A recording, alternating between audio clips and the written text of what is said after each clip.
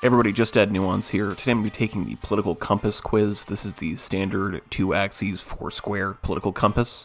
This is not my first time taking the test. I took it originally in high school, and I got libertarian right, which I think was accurate at the time, but my political views have changed since then, and I'm curious to see what I get today. Before beginning, there's a little excerpt here. Before taking the test, please note that this isn't a survey, and these aren't questions. They are propositions to question the logic of the individual ones that irritate you as to miss the point. Some propositions are extreme and some are moderate. This is how we can see whether you lean towards extremism or moderation on the compass. Your responses should not be overthought. Some of them are intentionally vague. Their purpose is to trigger reactions in the mind, measuring feelings and prejudices rather than detailed opinions on policy. Alright guys, let's get into the test. If economic globalization is inevitable, it should primarily serve humanity rather than the interests of transnational corporations. Strongly agree. Corporations are just small groups of people. Obviously, humanity should outweigh that. I'd always support my country, whether it was right or wrong. Strongly disagree. No one chooses their country at birth, so it's foolish to be proud of it. Agree. I think it's normal to be proud of your country, and I don't think it's necessarily unhealthy, but it is true that it's irrational to be proud of it. Our race has many superior qualities compared to other races. Strongly disagree. I hope the answer is obvious. I hope my motives are obvious for that one. The enemy of my enemy is my friend. Not really a political question, but I agree. You can think of them more as an ally, but, you know, they are your friend for that purpose. Military action that defies international law is sometimes justified. I strongly agree. International law is like any other type of law.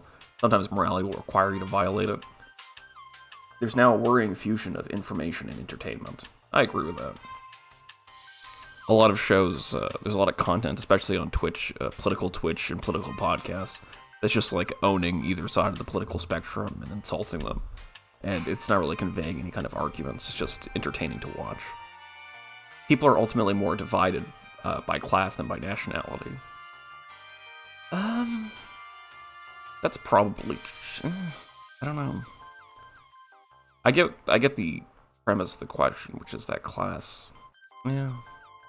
Class plays more of a role in our lives, but it depends on how you define divided. Yeah, like it might be harder if they mean just like, if you go to dinner with somebody, who will you be more connected to? But divided also means like the barriers. Yeah, I'll say I agree. The barriers of class are much more notable. Controlling inflation is more important than controlling unemployment. Strongly agree. Because corporations cannot be trusted to voluntarily protect the environment, they require regulation. Strongly agree. From each according to his ability to each according to his need is fundamentally good.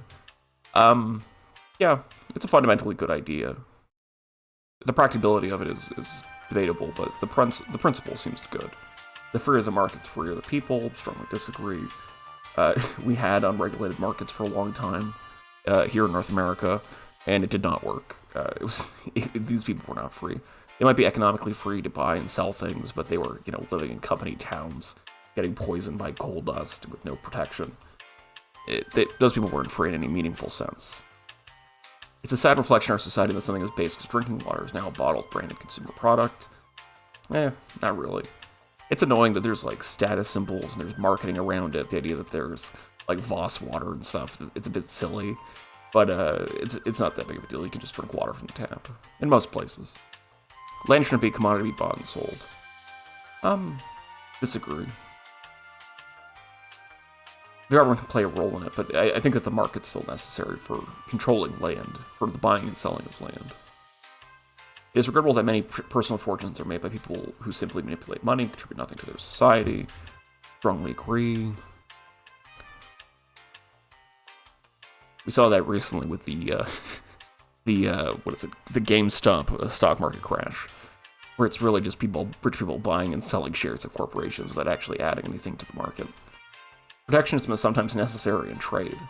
I agree. It's pretty rare, but there are certain situations where in order to just develop a competitive industry, you need to have protections.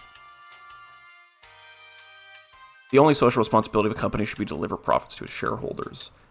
Well, that's the fundamental directive of a corporation, but they still have to follow laws, and you should generally want them to be socially responsible. That's really all they do, but the thing is, if you say things like, well, they should be responsible to, like, follow the regulations and to follow the rules we want by society, That's essentially just saying that they should be trying to make money for their shareholders within the boundaries of the law. I agree. Rich are too highly taxed. I strongly disagree. Those with the ability to pay should have access to higher standards of medical care. Yeah, I mean, there's certain experimental things and things that are so expensive that, that realistically not everybody will have access to, and the rich will probably be able to purchase those. Government should penalize businesses that mislead the public. Strongly disagree. Genuine free markets require restrictions on the ability of predator multinationals to create monopolies. Strongly agree. Abortion when a woman's life is not threatened should always be illegal. Strongly disagree. All authorities should be questioned. Strongly agree. An eye for an eye and tooth for a tooth. Strongly disagree. Taxpayers should not be expected to prop up any theaters or museums that cannot survive on a commercial basis. This one's a little more challenging because they use theaters and museums. Museums are closer to educational institutions. They're more like schools or libraries. Theaters are closer to things like art galleries. I'm generally not a fan of the government funding art galleries because they tend to be consumed disproportionately by rich people. You still typically have to pay to get into them, and they kind of just suck. They're not worthwhile, and I don't think that everybody should have to pay for something that such a small number of people use. Museums, on the other hand, are much more like an educational institution, and I think it's bad to put them together. But I'm going to go with agree. Schools should not make classroom attendance compulsory. Strongly disagree. Kids need to go to school. All people have their rights, but it's better for all of us that different sorts of people should keep to their own kind. Strongly disagree. Good parents sometimes have to spank their kids. Strongly disagree. Parenting. We've actually done studies on this. Spanking is very bad for your kids. It makes them worse. It's natural for kids to keep secrets from their parents. Strongly agree. Possessing marijuana for personal use should not be a criminal offense. Strongly agree. The prime function of school should be to equip future generations to find jobs. That is the prime function. Like, if kids left school and had other skills, but just couldn't have the basic, arithmetic and language skills and, reading, you'd be able to function in a job. That'd be the biggest failure. But obviously other things are important. But yeah, I think that's the core function. People with serious inheritable disabilities should not be allowed to reproduce. Strongly disagree. I actually read a book recently by Peter Singer. It was called 82 Essays. And in one of the essays, he discusses his conversation with a disability rights activist. And she points out that many people with disabilities, even very severe disabilities that affect their ability to breathe or to move, quadriplegics, actually have higher rates of depression, but it's not anywhere, their quality of life and their sense of, how happy they are is actually not anywhere near as low as most people would assume. The most important thing for children to learn is to accept discipline. Disagree. There are no savage and civilized people, there are only different cultures. Yeah, this is a tough one because the first part and the second part of the sentence seem to go to different things. There are no savage and civilized peoples, suggested that, like, the ethnicities, there are no ethnic groups that are savage or civilized, and then there are only different cultures, brings up a different idea, which is the idea of cultural relativism. I'm gonna go with disagree. I'm gonna assume that the end part is the most important. Those who are able to work and refuse the opportunity should not expect society's support. Strongly agree. When trouble, it's better not to think about it, but to keep busy with more cheerful things. That is a valid strategy. I mean, it depends on what kind of trouble, like, what they mean by troubled.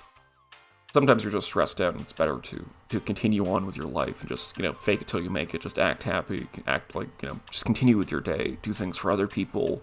Do things that make you happy. Just continue throughout your day until you get over it. But other times you have to confront your emotions. I mean, this is a valid strategy. This isn't completely baseless, so I agree. First-generation immigrants can never be fully integrated within their new country. I agree with that.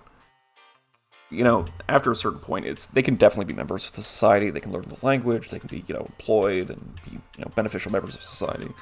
But I think after a certain age, if you lived in a different country, you're never really going to fully connect with your new country. I think you're always going to have somewhat of your identity is always going to be rooted in that other country and it being an immigrant. What's good for the most successful corporation is always ultimately good for us. No. No broadcasting institution, however independent, its content should receive public funding. I disagree with this. I get the logic of it, but here in Canada we have the CBC, and the CBC does good work, despite all the shit they get. Our civil liberties are being excessively curbed in the name of counterterrorism. I strongly agree. A significant advantage of the one-party state is that it avoids the arguments that delay progress in a democratic political system. A significant advantage of the one-party state? Yeah, that is a significant advantage. It's still not a good system, but that is a significant advantage of it. Although the electronic age makes official surveillance easier, only wrongdoers need to be freed. I strongly disagree. The death penalty should be an option for the most serious crimes. I disagree. I in principle support the death penalty, but the problem is that it's so ineffectively used. In civilized society, one must always have people above to be obeyed and people below to be commanded.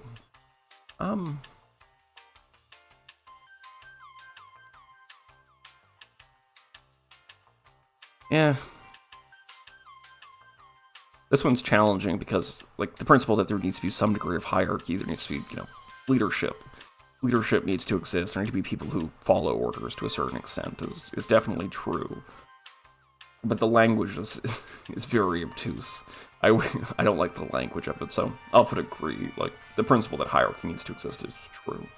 Abstract art that doesn't represent anything shouldn't be considered art at all. No. You can consider it bad art, but it is art by definition. It's sociologically the case that it is art. It's called abstract art. In criminal justice, punishment should be more important than rehabilitation. Disagree. I think the chart goes something, in my mind anyways, it should go something like, number 1, keeping criminals off the street. Number 2, rehabilitation. Number 3, deterrence. Number 4, punishment. Punishment is not really that important. I think it was I think it was Sam Harris who actually gave the example that if you could get like a terrible criminal and you could give them a pill that instantly rehabilitate them and send them back into the public where they then immediately become contributing members of society, would you do that? Would you still need to punish them if you could immediately rehabilitate them? And I think that the argument's true, that you would have to send them back in public. You wouldn't waste resources punishing somebody on principle when you could just rehabilitate them and make them contributing members of society again. It's a waste of time to try and rehabilitate some criminals. I strongly agree. They've done studies on people with antisocial personality disorder, what's commonly referred to as sociopathy, and they actually get worse with therapy. They actually just get better at manipulating people. The businessman and the manufacturer are more important than the writer and the artist. This is difficult because it says business person and manufacturer. If they said something like the farmer, and if they said something like the farmer, that would be better. It'd be easier to answer this because the farmer is somebody who actually produces resources that, everybody needs to live, that are required to make a writer and an artist survive. The question is, like, what exactly do you imagine a business person doing?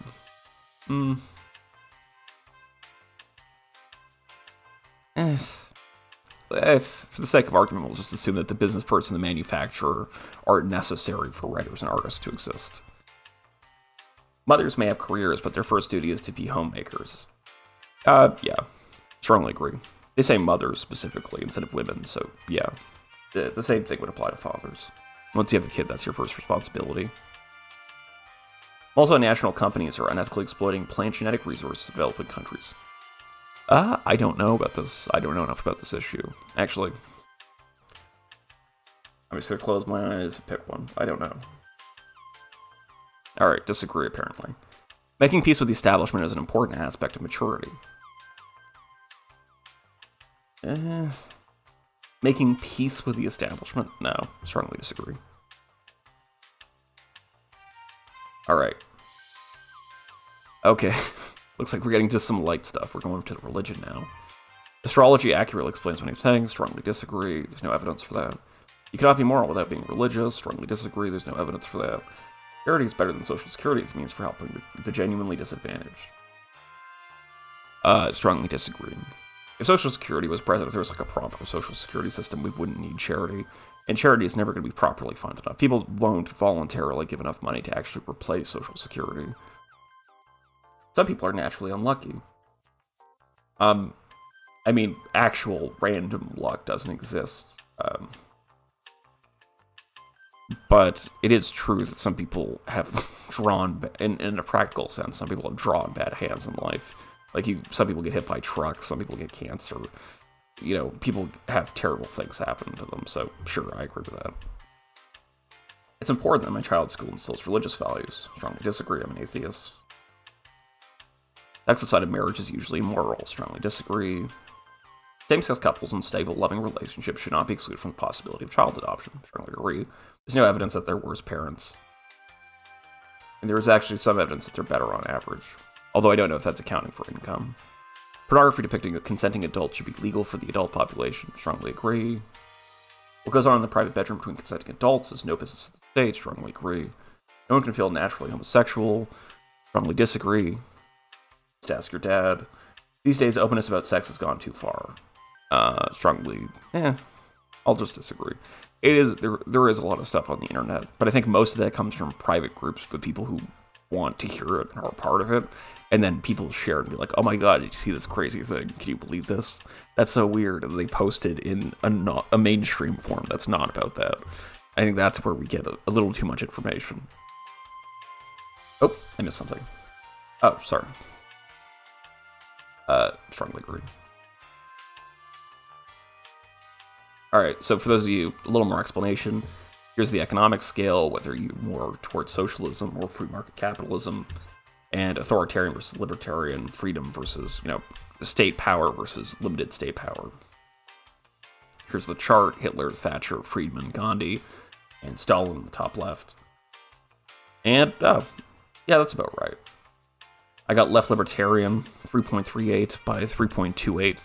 I think that's pretty fair. I'm surprised I didn't get further left, actually. Surprised I'm not closer to here. I'm curious as to why they think I'm more authoritarian than I think I am. Yeah, but when I was in high school, I was about here, and I've clearly shifted. Anyways, that's it for the video. I hope you enjoyed it. If you did, please like the video, and if you want to see more content, subscribe. I think in my next video, I'm going to try to get as far right and as far left as possible. I saw another video by a YouTuber, I'm forgetting his name now, unfortunately, but he tried to do it, and he just didn't know enough about politics to get one of these. He just didn't know enough about politics to get, like, a really extreme answer. He was fumbling on easy answers. He was fumbling on, like, I wonder if inflation's as important as unemployment. And I think I can help him with that. Alright, guys, see you later. JustAddNuance, signing out.